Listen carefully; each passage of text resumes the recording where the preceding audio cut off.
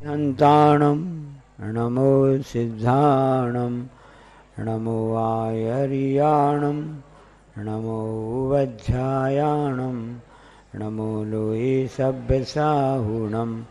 बोलो डोंगरगढ़ के चंद्रप्रभु भगवान की, गुरु नाम गुरु आचार्य ज्ञान सागर जी महाराज की, मूक माटी रचयिता आचार्य परमेश्वरी गुरुदेव की, पूज्य निरापक मुनि श्री समय सागर जी, योग सागर जी, नियम सागर जी, सुधा सागर जी, समता सागर जी, अभय सागर जी महाराज की, मुनि श्री चंद्रप्रभु सागर जी व निरामय सागर जी महाराज की।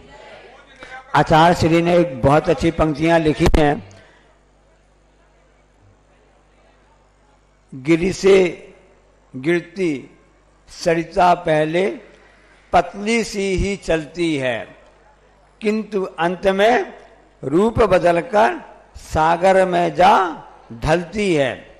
गिरि यानी पहाड़, पहाड़ से वह सरिता मतलब नदी जब उसका जिस स्थान से उद्गम होता है तो वह पतली धारा के रूप में, बुलबुल के रूप में वहां से उसका उद्गम होता है और वह धारा आगे बढ़ते बढ़ते विराट रूप धारण कर लेती है और आगे जाकर के बहुत बड़ा उसका पाट बन जाता है सागर में मिलते समय।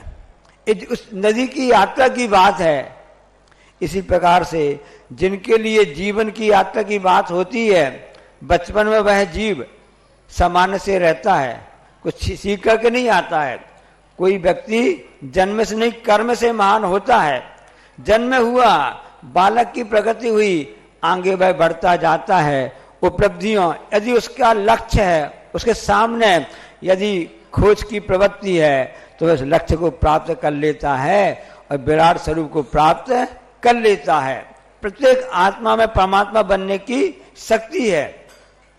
तो जिसको भूख लगती है वह अपनी अनाज की खोज अपने आप कर ही लेता है। तो जिसके सामने लक्ष्य है वह अपना प्रयास अपने गंतव्य को प्राप्त कर ही लेता है। सब जानते हैं इस भारत देश के लिए कि भारत देश ने पूरे विश्व के लिए दिशा बोध दिया, दिशा दी और उनके लिए एक मार्गदर्शन दिया। पर वर्तमान में क्या हो गया कि जो सबको दिशा देने वाला था वह दिशा भूल गया। नदी जब पर्वत से निकलती अपनी यात्रा करती है, कभी नदी ने अपनी यात्रा तो चालू रही, कभी उसने दिशा से भटकी नहीं है। इंसान ही ऐसा है। ये भारतवासियों की हम बात कर रहे हैं कि वह चलता तो है और दिशा वो भूल जाता है। अब आजकल हाईवे बन गई हैं, 6 वे 4 वे बन गए हैं, तब भी लोग उसमें डाल लेते हैं मोबाइल में पोजीशन का, सिचुएशन क्या बोलते उसको, लोकेशन डाल देते हैं। इसके बाद भी कई लोग यहाँ पर आते हैं, आचार्य महाराज जी हम नागपुर से निकले, लोकेशन डाल दी तब भी हम भटक गए। सीधे सीधे वहाँ कौन सा हाईवे थी, यहाँ मुड़ना था, कौन सा चौराहा, तुमड़ी बोर्ड, बोर्ड भी लगा हुआ है तुमड़ी बोर्ड में, तब भी वो लोकेशन डालने के बाद भी भूल गए, मोबाइल में होने के बाद भी भूल गए। जब हम लोग शेरपुर में चातुर्मास 88 का पिछले वर्ष चल रहा था तो उस समय शेरपुर जैन जिला वासिम कहलाता है, एक शेरपुर नासिक जिले पर भी है। अब लोगों ने देख लिया शेरपुर और डाल दिया और सीधे पहुंच गई गाड़ी कहां पर, नासिक, 400 मीटर दूर पहुंच गई है।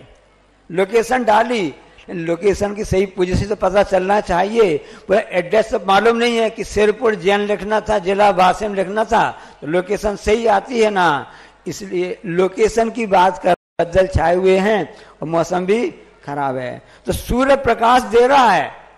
ऐसी प्रकार से ज्ञान का जो प्रकाश हमारे अंदर रहता है, हमको सही दिशा मिलती है। अब आप लोकेशन नहीं भी डालोगे, सूर्य का प्रकाश होगा तो आपका जो लक्ष्य निर्धारित है तो आप सही पहुंच सकते हैं। जैसे हम कि आज देख रहे हैं कि राजस्थान प्रतापपुर, आचार्य श्री भी राजस्थान के हैं, अजमेर कहाँ पर आता है, राजस्थान में आता ना, तो वहां के लोग यहाँ पर आए, उन्होंने लोकेशन डाली कि हमको जहां आचार्य श्री है वहां जाना है। अब जहां भी आचार्य श्री हो और लोकेशन में डोंगरगढ़ चंद्रगिरी पता चल गया, जहां पर अष्टम तीर्थ भगवान महाराज विराजमान है, भगवान जी हैं, तो उन लोकेशन से सीधे आना पहुंच गया। आप लोग पुण्यशाली थे कि गुरु चरणों में आ गए आप लोग। इसी प्रकार से हमारा कहना है यदि ज्ञान के प्रकाश में हमारी जो लोकेशन सही पता चल जाए तो अपने आप हमारी रास्ता देव शास्त्री गुरु के माध्यम से उस मोक्ष मार्ग की ओर भी पहुंच सकती है। बस पहुंचाने का हमको संकल्प करना है, सोचना, प्रयास करना है।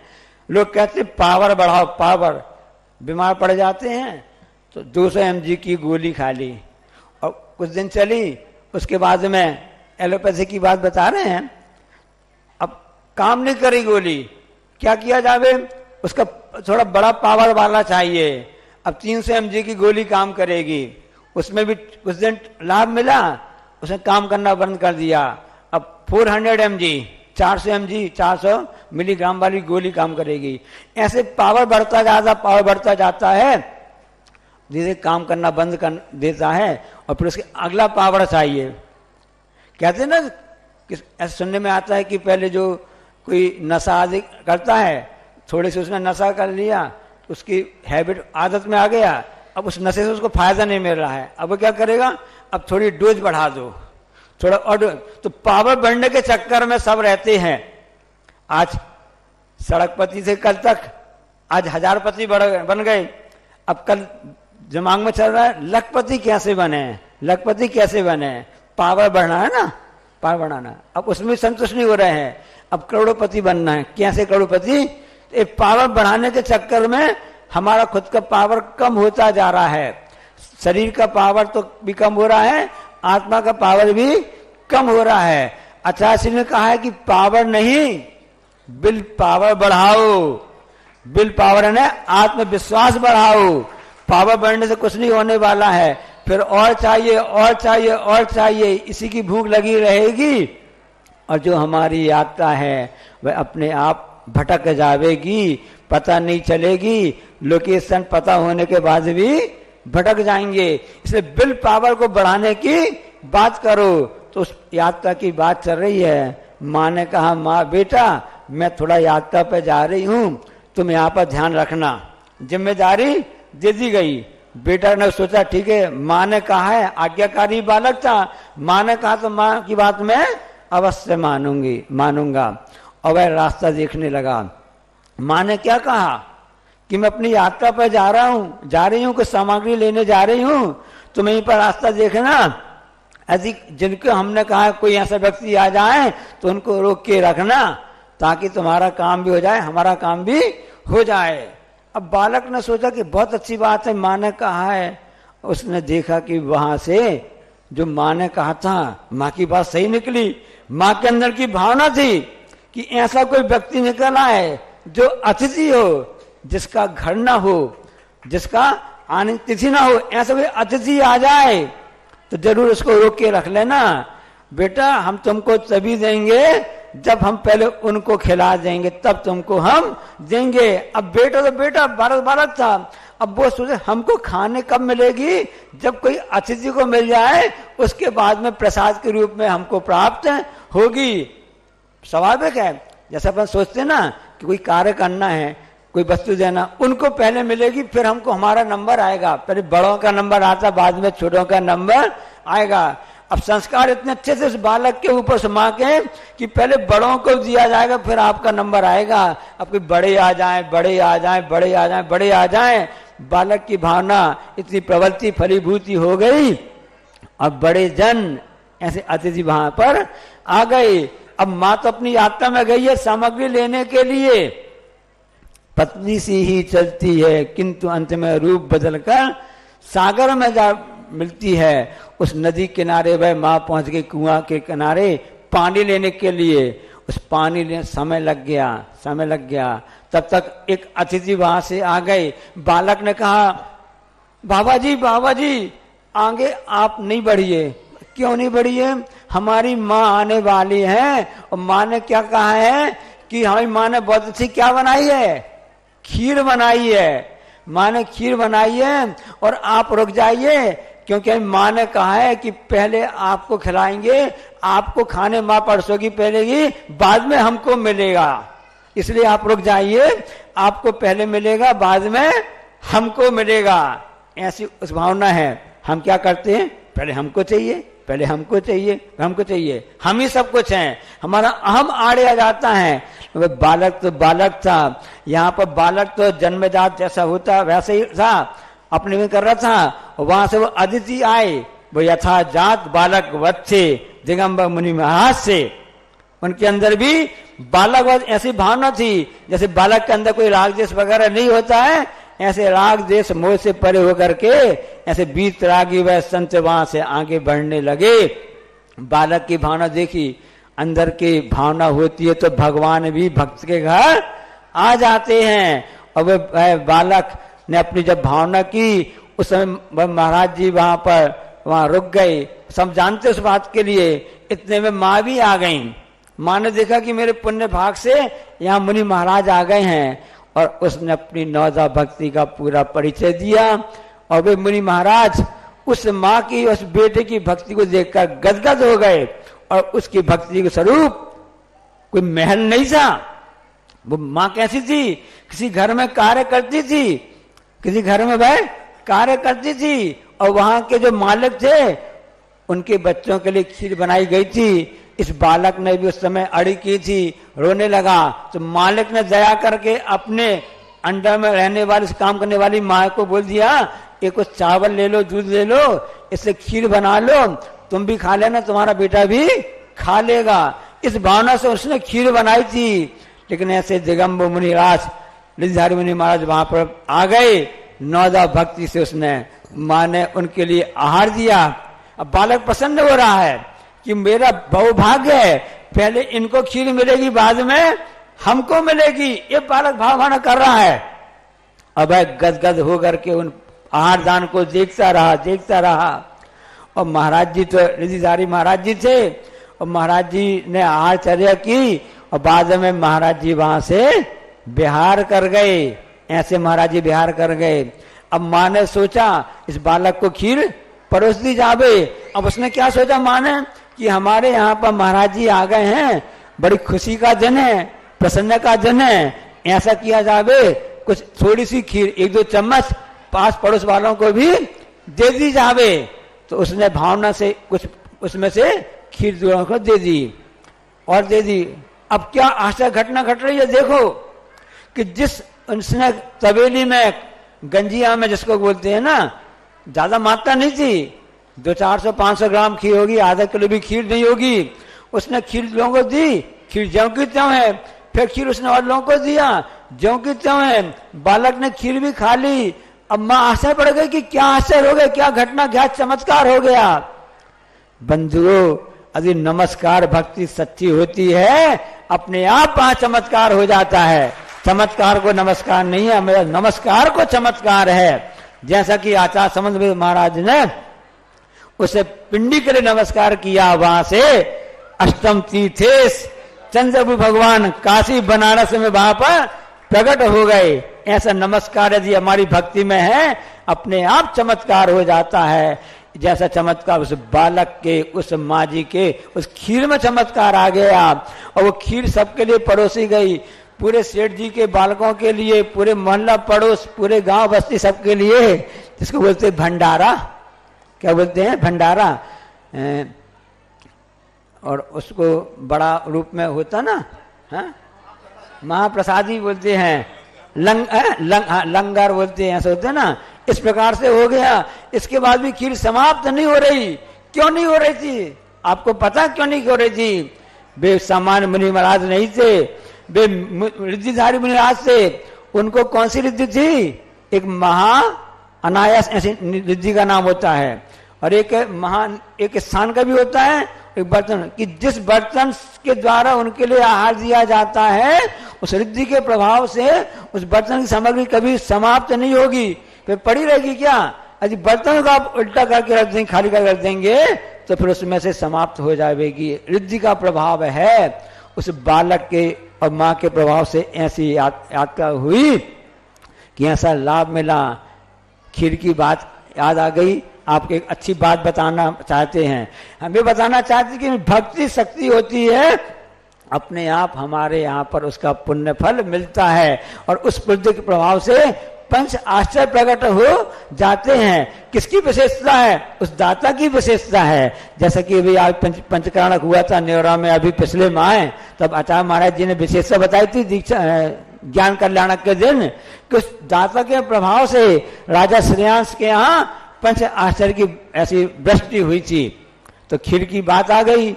अब वहां नौकर सेठ की बात जो थी आपको बता दी। एक घटना और हमको बात याद आ गई, आपको बताना चाहते हैं, समय तो नहीं हुआ तो बहुत शॉर्ट बताते हैं। तो सेठ जी ने सोचा मुझको आज खीर खाना है, क्या किया जावे? नौकर को बोला रामू आज खीर बनाओ, मैं खीर खाऊंगा और उसमें कुछ ड्राई फ्रूट्स वगैरह डाल देना। अच्छे से खीर बना ली। मैं थोड़ा बाहर घूम के आता हूँ। अब सेठ जी कंजूस तो थे थोड़ा बहुत, और सेठ जी वहां बाहर पहुंच गए। किसी निमंत्रण दे दिया, सेठ जी आज हमारे यहाँ भोजन करने चलिए। सेठ जी चलो अच्छा मौका मिल गया है, भरपेट भोजन करके वहां सेठ जी वहां से आ गए। अब उनने सोचा खीर तो बन गई है, अब मेरा पेट भरा हुआ, अब क्या किया जाएगा? तो उन्होंने नौकर से कहा नौकर अभी शाम को रख दो, मैं खा लूंगा। अब इतना भोजन कर गए, शाम को इच्छा भी नहीं हुई। अब उन्होंने अपना सोचा कि यदि मैं खीर नहीं खाऊंगा बच जाएगी, ये रामू खा जाएगा, इसमें अच्छा मावा डाला हुआ है, ड्राई फ्रूट डले हुए हैं, सब कुछ सामग्री डली हुई है, इसके पेट में चली जाएगी, गड़बड़ हो जाएगा। उसने कहा सुनो रामू एक काम करते हैं, हम दोनों सो जाते हैं, रात को जिसको अच्छा स्वप्न आएगा सुबह उठकर वो खीर खाएगा, ठीक है?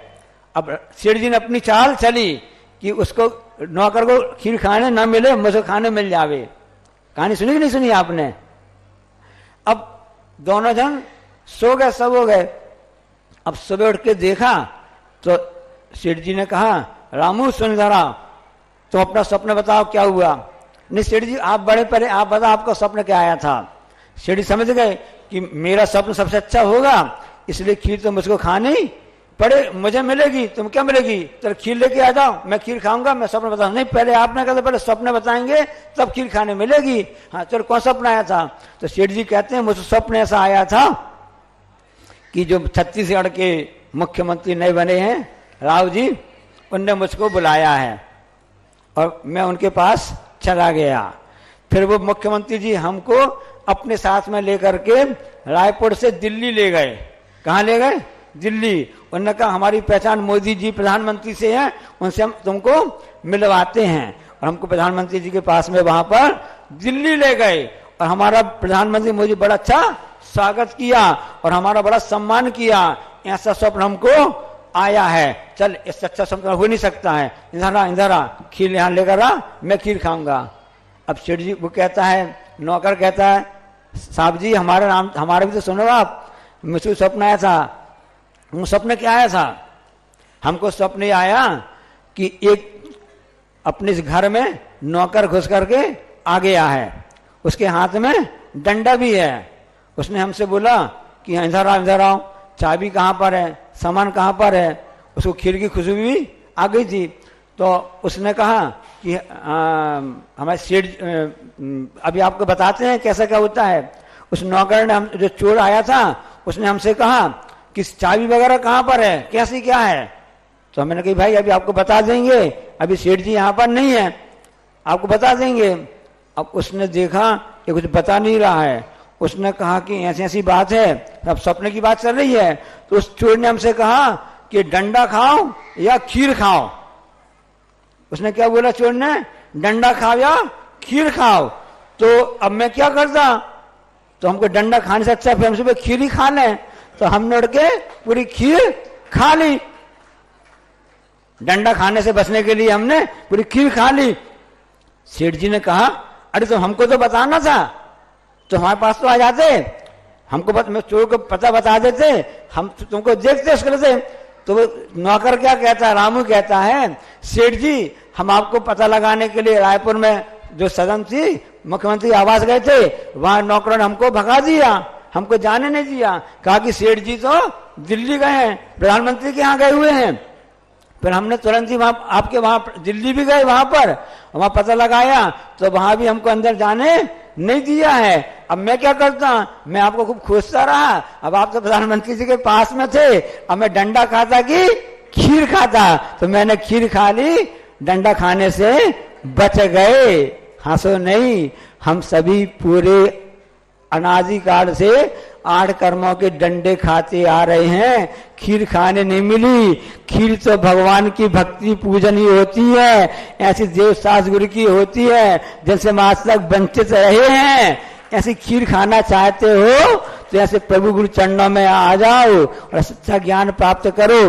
अभी संचालक महोदय बता रहे थे, बदन की कमान की प्रतियोगिता आ रही है। बदन की कमान का आधार होता है संविधान। तो उस प्रतियोगिता में भारतीय शिक्षा के मूल तत्व उस पुस्तक का नाम है कि शिक्षा कैसी प्राप्त की जाती है। भारत अनादिकाल से विश्व गुरु रहा है, अपनी दिशा बदल गया, उसकी दिशा भूल गया है। तो फिर से हम सबको प्रयास करना है। जैसे कि इन्होंने बताया था कि इसमें 88 की भावना है, 88 का आशीर्वाद है। सन 2016 में भोपाल में आचार्य श्री ने जब चातुर्मास चल रहा था तब इस बात के लिए कहा था, इस पुस्तक को सबको पढ़ना चाहिए, सबको लाभ लेना चाहिए। आप जिस संस्था से पढ़कर निकले, आप डॉक्टर कुछ भी हो, आप उस पुस्तक के प्रचार प्रसार तो करिए, सबको खबर भेजिए, साथ में खुद भी शामिल होइए। क्योंकि जहां पर ज्ञान की बात है, सही धारा की बात है, तो हमारी यात्रा भी सही हो सकती है। अब आप लोग निर्णय कर लीजिए कि आपको डंडा खाना है कि खीर खाना है। यदि खीर खाना है तो ऐसे कार्य करो जिसके द्वारा हमारा कल्याण हो सके। और बदन की कमान जो प्रतियोगिता उसमें हिसाब से आप लेकर के, उद्देश्य पुस्तक पढ़ने का है, उसको गुनने का है। क्योंकि भारतीय शिक्षा की विशेषता थी कि भारतीय शिक्षा में पंचमुखी शिक्षा होती थी। पहली शिक्षा का नाम था शरीर शिक्षा, दूसरी शिक्षा होती व्यवसाय शिक्षा होती थी, तीसरी होती थी मानसिक शिक्षा, चौथी शिक्षा होती थी नैतिक शिक्षा और 5 में होती थी आध्यात्मिक शिक्षा। हमारा बड़े पुण्य उदय से ऐसे आध्यात्मिक गुरु, ऐसे योग श्रेष्ठ आचार्य श्री यहाँ पर विराजमान है, जिसके दर्शन करने आप लोग यहाँ पर आए हैं। तो ऐसे आध्यात्मिक गुरु के चरणों में रह करके उस आध्यात्मिक शिक्षा की हमारी यात्रा प्राप्त हो सके, इसलिए इसका अध्ययन आवश्यक है। आप लोग लाभ लें इसी मंगल भावना सावता से। जावाणी के ज्ञानते सूझे लोकालोक, सुवाणी मस्तक दोनों सदा। हे जनवाणी भारती तो जपो दिन जो तेरु शरण कायो सर्ग।